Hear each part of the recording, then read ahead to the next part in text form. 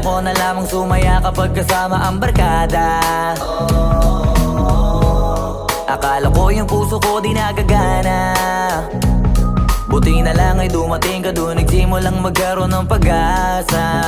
Nagkaroon ako ng gana sa buhay ko, nakala ko wala nang tsansang makadama ng pag-ibig. Buti na lang tinupad ang mga sana.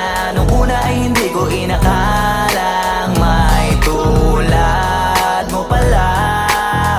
Di pa rin ako makapaniwala.